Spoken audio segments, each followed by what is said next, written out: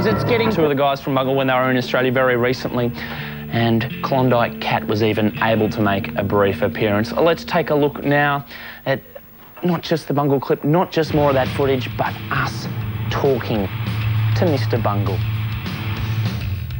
Hey, doing? Jepatron here on behalf of the Australian Federal Police, bringing you the facts about Mr. Bungle. We have here Trey and Danny, two of the members from the band, guitar and drums, and they're here to talk shop. How are you guys? Okay. I'm a little afraid to talk sharks, but let's go. Okay. Oh, just shop. Well, we can talk about sharks if you want. You know, talk shop, the rock, that kind of thing. How on earth the people that are in the band managed to play live the stuff that you've recorded on Disco Volante or Volante? How does that happen? How long, you know, how much build-up was there to be able to play live what you do on the record? I sat in one room and programmed a sampler for about a month and a half. I just tested out a bunch of different drum machines until I found one that I liked. The horn players went through about 45 reeds each.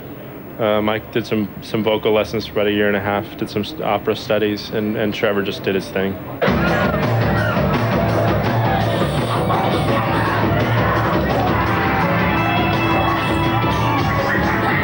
Is there, you know, a big preparation before each gig, a big psych up of, you know, chanting in the room? Meeting, yeah, little pep meeting. Two male cheerleaders come up. They're older. They're 60, 65 years old, but they get us going. Short skirts. Just short skirts. Now, there's still a lot of miming going on in the band. That's I've been reading a lot about that. That the rest of the band apparently just miming. Oh yeah, the miming. Yeah. Yeah, that's still going on. Yeah, actually, we used to bring a mime troupe with us, but we just decided to learn how to mime ourselves. Yeah. So we're doing a lot of that now. Because it's just, I mean, on the album, you'd never know you were miming. It's, you know, but live. The Perth show was easy because all the people there did all the miming for us.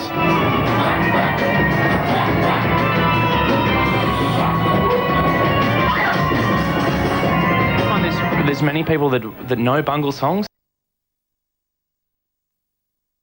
Moments when the changes occur. Yeah, that's nice. I'm totally turned on by it. Sorry, I'm just trying to pick up an ant. And what about you, Trey? Well, a lot of people know a lot of the music. A lot of people know a lot of the old songs and want us to play the old songs.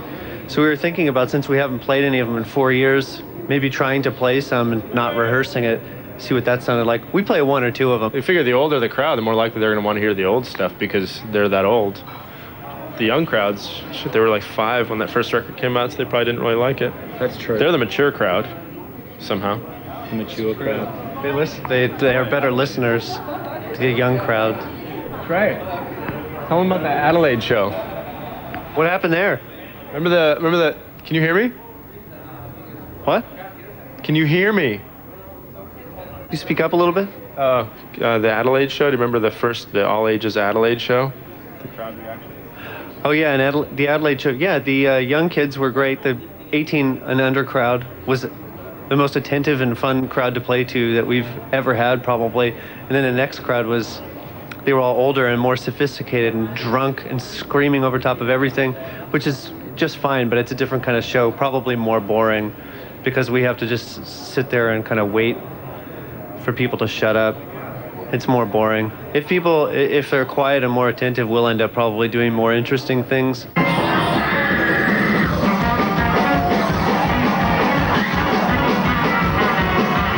If you don't know Bungle, it would probably be hard to pick whether like you guys are totally serious or totally kidding and whether the music just works randomly. But after a few listens, you know, you can kind of hear it. Pretty obvious we're just kidding. Yeah. About everything.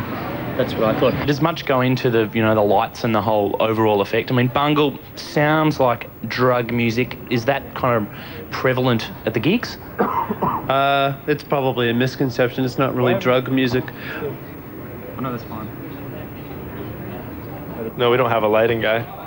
Actually, I think if we could have designed our own lighting scheme, it would have been probably one big blank bulb hanging on stage. Hey, how's it going, Klondike Kat? This is my cat. Oh wow! What's his name? This is Klondike Kat. How are you? He was a. I feel fine. Do you need your milk or your food or anything? Do you guys tour with any other pets? Do you bring your cobra? Yeah, actually I did. I brought him in a little plastic bag.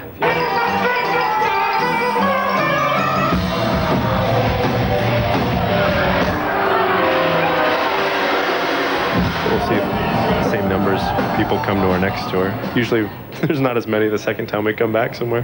Here you'll find a totally different story of people that the first time went, who? Who are Mr. Bungle? And the second time, oh mate, you're going to see Bungle tonight? Yeah. Yeah, no, Bungle, yeah.